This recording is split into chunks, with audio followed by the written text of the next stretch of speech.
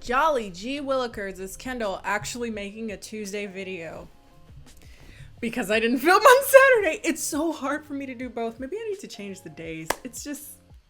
Hi, Kendall here. If you're new around here, welcome. If you're not new around here, what is up, home skillet biscuit? Actually, there's quite a lot of new yous in here since my last video, because 365 days is garbage. So welcome. On Tuesdays, assuming I make videos on Tuesdays, generally it's just me doing whatever. Oftentimes it ends up being a get ready with me. I have not done a get ready with me in a few weeks, which seems like a millennia because so much has been going on. Since my last get ready with me, we're still in a pandemic. Even though you're opening things up, we're still in a pandemic. The George Floyd situation and the protests, also just stuff in my personal life, all came crashing in at the same time. I have so many thoughts about all of those things. So hopefully I can get my points across in this video, or most of my points across in this video, because I've had so many realizations and discovering things in this time, seriously. Because I was thinking back, I was like, is this the worst year of my life? It has genuinely been the worst year of my life. But I have never grown so much as a person than I have this year, and it's been largely not by my choice. There's a bug in here. Usually I spray them with Got To Be spray, because actually bug spray does not work. All right, let's update. So my state, I'm in Michigan, for those of you that don't know, very recently opened up. I feel like most reasonable people understand why that's probably not the best idea, but I don't know, logistically, what can you do? But for me, the thing that really was off-putting about the reopening of my state is that it had been pushed off for so long, but suddenly in the peak of George Floyd protests, hey, we're opening back up again. Find some other to do, people, instead of protesting, so that we don't actually have to change any of our policies, you know, whatever. Don't lean on any party, not Democratic Party, and certainly not Republican. I'm just more of a person by person, your policies speak volumes, right? What's been really eye-opening this entire situation, even before the George Floyd protests and the whole situation with George Floyd, seeing politicians, how they handle pandemics, really reaffirmed that whole politically, I think all of y'all are trash ideology I've had for most of my adult life. Like, I'm sitting here like, oh my God, y'all really just want us to die. Okay, cool. And to me, it wouldn't bother me as much if I felt like people actually took reasonable precautions, i.e. wore their masks, washed their hands, you know, actually considered other human beings and not just themselves, you know. But alas, that's not America. Actually, in my state, in Lansing, Michigan, that's where I was seeing most of the protests to get haircuts. And it's like, I hate all of you, every single one of you. You're comparing yourselves to slaves because you have to wear a mask, and you're like, only animals and slaves wear muzzles. And it's like, yo, I mean, it's not like I didn't know, but it's like, wow, it's kind of like staring at the sun, seeing people just completely disregard human life like that on a grand scale. Protesting to get a haircut and to go to the gym, it's mind-boggling. And then those same people disregard and undermine and delegitimize protests against police brutality. Again, not surprised, but it does feel like staring at the sun all at once. Speaking of the protests and the George Floyd situation, I haven't really talked about it at length here on YouTube. I talked about it in a community story when I was like trying to organize a watch party of some important, prolific police brutality related media to like help people understand. Even I learned a lot in that too. There's like, I knew the gist, but like the steps, right, in which these things trickle down. I feel like it's important for everyone to be knowledgeable. I think the thing that resulted in the kind of explosive reaction that the George Floyd situation had was the kind of uncontroversial wrong that happened to him. He was murdered. And I don't know anyone personally. I've never seen anyone publicly denounce that this was murder outside of the police department. However, what is really telling to me is the people that will like to push that fact to the wayside and say that's not as important because you're burning things down. Because when your focus is more on the burning down of property that largely is not even being burnt down by protesters because they understand that it would ultimately negatively affect Black people, largely kind of third party people that, or just people that want to be anarchists and living out their V for Vendetta fantasies. When you focus on the destruction of a Target, these businesses, these large businesses that have insurance and will rebuild, you're telling me and every Black person that a Target burning to the ground is more valuable than a Black life that was taken in front of your eyes.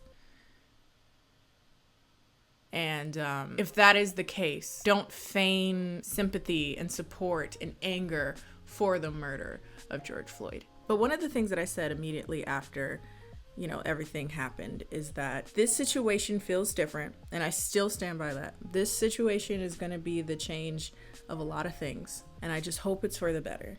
I hope it's in a meaningful way. Racists love to do stuff and just like, hey, we'll name a street after Black Lives Matter. Oh, look, we'll make a law that we won't force police officers to abide by. We'll do all this stuff. It'll be great. We gave you this little bit. Now leave us alone. Go about your day. We're not gonna stop people from killing you, but like, run along now. Here, this is enough. Go away. I think what's also been really different and enlightening about this particular situation is that people are actively trying, at least, to hold people accountable for their silence. And that is such a beautiful thing, but it's also really heart-wrenching because I've unfollowed some of my favorite people because as much as they say they support the protests and why people are angry and why blah, blah, blah, they'll say things like, well, like, I don't think that silence necessarily means that you are not in support. Well, I'm gonna say names. One YouTuber I had to unfollow, and it really broke my heart because her content I watched so regularly, it was just a part of my day, is Unnatural Vegan. I've shared her with so many people, and that really sucked. I'm not gonna go extensively. Feel free to watch her videos or watch responses to her videos, what have you. What I found very interesting is she was very indicative of a lot of people that I've seen in this time. The ones that say, oh, I support Black Lives Matter, I support everything in that regard. But also, like, don't make us actually support it. Don't make us actually speak publicly about things, Because that's not the same as being, like, against the cause. And it's like, yo, but it is. Like, when Black people are dying largely due to the silence of people that look like Unnatural Vegan, a white woman, in a comfortable living situation. She doesn't look poor by any means, or particularly rich, but a comfortable living arrangement in a nuclear family. So when those people are saying, hey, but am I a bad person if I don't talk about this, especially as a woman with a platform, that to me is very indicative of where your priorities lie. It's incredibly tone deaf. The pros and cons of a situation like this is that as awful as it is very enlightening. I've unfollowed personal friends of mine just in a whoosh because they were people that would be in my face and tell me how much they love Black culture and how much they love Black things and how much they love Black people. And then something like this fundamentally shifts a lot of perspectives on silence, and they still remain silent. Sure, you don't have to say anything, but your silence says a lot. But in fairness, I haven't really lost a lot of friends. It's been more so the people that I was like iffy about, we unfollowed them.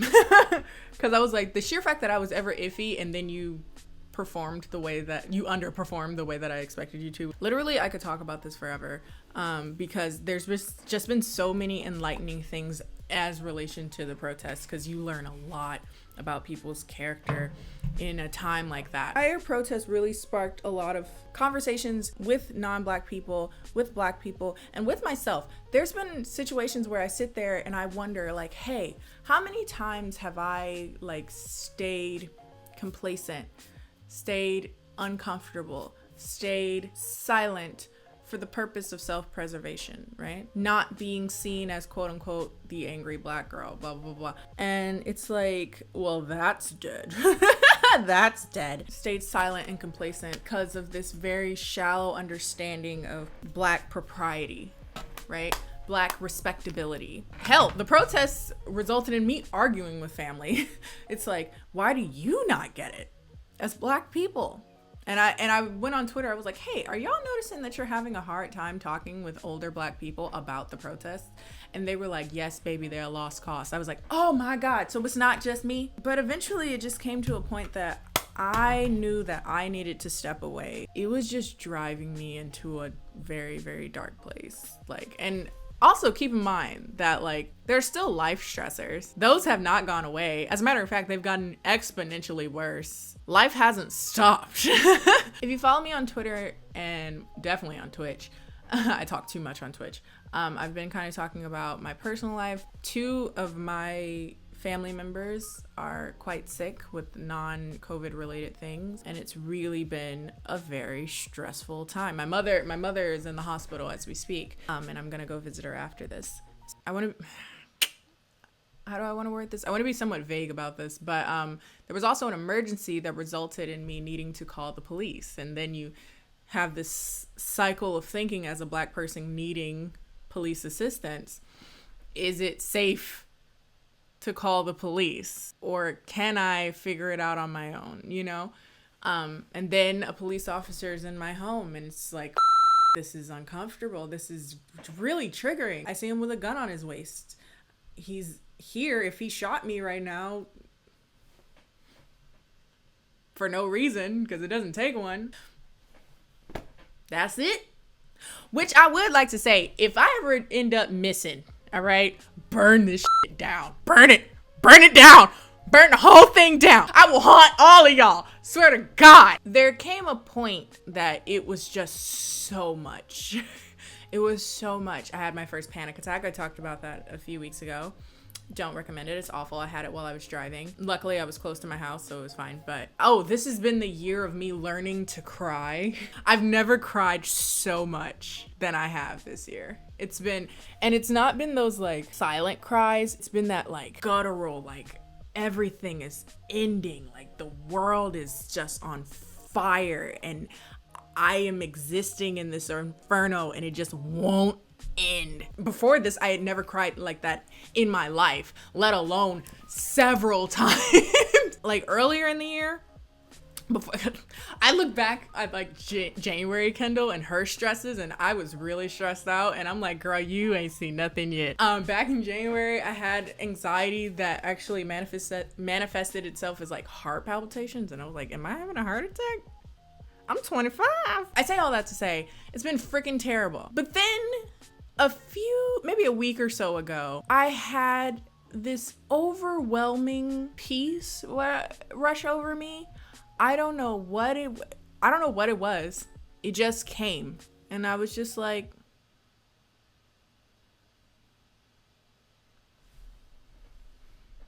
it is what it is. And when I say that, I don't mean it as like kind of apathetic, because someone was like, is it like an apathy thing? It's like, whatever, life is but a vapor, yada yada. No, actually. It was actually more of just a stillness, an inexplicable calm that I can only assume comes from general realizations of what you can and cannot control. I feel like much of my stresses in particular result in trying to rein in, trying to hold this life that's going every direction by the horns when you have control of the feet. If I'm going to continue this bull analogy, I don't have control over the horns. I don't have control over a pandemic. I don't have control over the passing of George Floyd. I don't have control necessarily on people understanding and accepting the value of Black lives. I can't control a lot of things in relation to my mother's health, or my sister's health. What I can do is exert the energy that is appropriate and applicable to what I can and cannot control. I can't control what type of conversations I have. I can't control how someone internalizes it and understands it. I can't control businesses dejecting and disregarding Black people, but I can control where I spend my money. There's a comfort and a stillness in knowing what you can and cannot control. Because after you've done the things you can do, there's nothing left to do. And when there's nothing left to do, rest. And that's ultimately what I've been doing. I've been just really getting back to the things that are important. My mother, my family, playing a lot of Final Fantasy. I got back into Final Fantasy X, and I've been taking my Twitch people on that ride. It's a very, very long ride. I've not leveled up enough to finish the next boss, so I'm just...